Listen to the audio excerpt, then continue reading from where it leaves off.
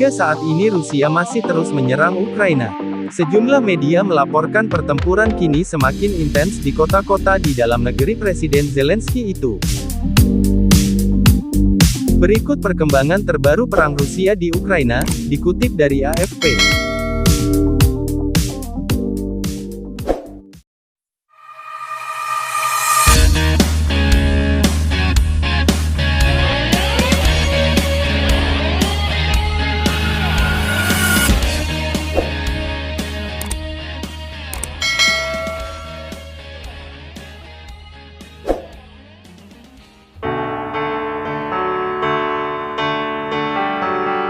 Rencana evakuasi. Rusia mengatakan akan membuka koridor kemanusiaan mulai Selasa tanggal 8 Maret tahun 2022 pukul 7 waktu setempat. Ini akan memungkinkan warga sipil mengungsi dari beberapa kota Ukraina, termasuk ibu kota Kyiv dan kota pelabuhan Mariupol. Rencana ini juga memaparkan daftar rute evakuasi dari Kyiv serta Mariupol, Kharkiv dan Sumy, yang semua wilayahnya telah berada di bawah serangan Rusia dalam beberapa hari terakhir. Namun Presiden Ukraina Volodymyr Zelensky menuduh Rusia menggagalkan evakuasi warga sipil melalui koridor kemanusiaan dengan menggunakan tank, peluncur roket, dan ranjau.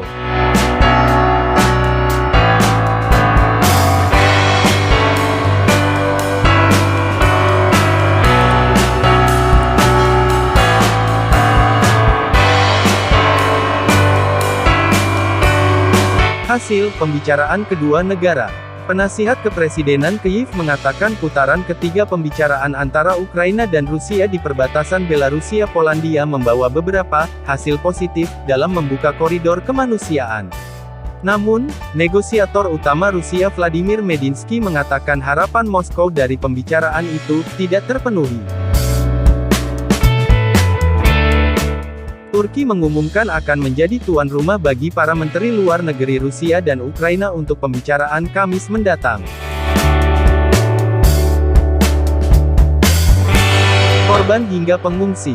Rusia meningkatkan serangan ke beberapa kota di Ukraina, termasuk kota Gostomel dekat Kyiv, Kharkiv di timur, Sumy di timur laut, Chernihiv di utara dan Mykolaiv di barat daya. Akibatnya, puluhan ribu orang masih terjebak tanpa air atau listrik di pelabuhan selatan Mariupol setelah dua upaya evakuasi gagal.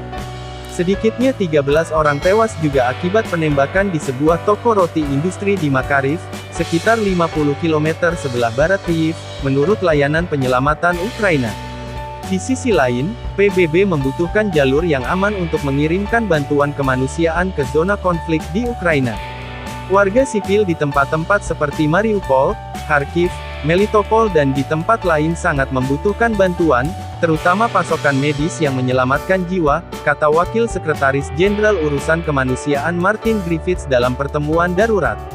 PBB juga mengatakan 1,7 juta orang telah meninggalkan Ukraina, menjadikannya krisis pengungsi yang tumbuh paling cepat sejak Perang Dunia II.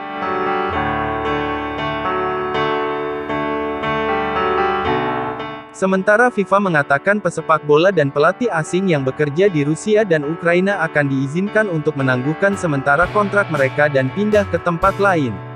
Badan-badan olahraga telah melarang Rusia dari kompetisi internasional setelah invasi ke Ukraina dan FIFA mengatakan langkah-langkah baru itu dirancang untuk memfasilitasi kepergian pemain dan pelatih asing dari Rusia jika mereka ingin pergi.